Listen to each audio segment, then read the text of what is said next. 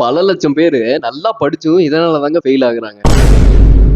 ரிவிஷனுக்கு பின்னாடி இருக்கிற சயின்ஸை சிம்பிளா சொல்றோம் வாங்க. பொதுவா நம்ம பிரெயின்ல நியூரல் பாத்னு ஒரு விஷயம் இருக்குங்க. நீங்க ஒரு வேலையை செய்றீங்க, குறிப்பிட்ட கேப்ல அதை திரும்ப திரும்ப செய்யும் போது உங்களோட பிரெயின்ல இருக்கிற ஹிப்போகாம்பஸ் அதை லாங் டர்ம் மெமரிக்கு சேஞ்ச் பண்ணிடுங்க. இதுல எங்க தப்பு பெருசா நடக்கும்னா, ஒரே ஒரு சோர்ஸை மட்டும் யூஸ் பண்ணி படிக்கிறதுங்க. இதுதாங்க பெரிய பிரச்சனையே. இங்க என்ன நடக்குதுன்னா, நீங்க படிக்கிற லாங்குவேஜ் புரோக்கஸ்ன்ற ஏரியால தாங்க ப்ராசஸ் பண்ணும். அதே மாதிரி விஷுவல் கார்டெக்ஸ்ன்ற ஏரியால தான் நீங்க படமா பாக்குற எல்லா விஷயமே ப்ராசஸ் ஆகும். இது ரெண்டும் சேர்ந்து எங்க ப்ராசஸ் ஆகுதோ அந்த இடத்துல உங்களோட லாங் டர்ம் மெமரியில 2 மடங்கு வேகத்துல ஈஸியா சேவ் ஆயிடுங்க. இது ஆலன் பேவியோ தியரி அப்படின்னுவாங்க. இது கூட அது சம்பந்தமான வீடியோஸ் பாருங்க, ஆடியோ ஃபார்மேட்ல ஏதாவது டவுன்லோட் பண்ணி பாருங்க. டெஸ்ட் பிராக்டிஸை இப்படி இமேஜின் பண்ணிக்கங்க. ஒரு தெரு இருக்கு, அந்த தெரு வழியா போனாதான் உங்களால கோயிலுக்கு போக முடியும். நீங்க போகும்போதெல்லாம் அந்த தெருவுல மட்டும் நடந்துட்டு, சரி கோயில் இங்க தானே இருக்கு, கோயிலுக்கு திருவிழாக்கு வந்துருவோம் அப்படின்னு சொல்லிட்டு வந்துடுறீங்க. திருவிழா வருது, கோயிலுக்கு போறீங்க, ஆனா வாசல் எங்க இருக்குன்னு தெரியல, அன்னதானம் எங்க கொடுப்பாங்கன்னு தெரியல,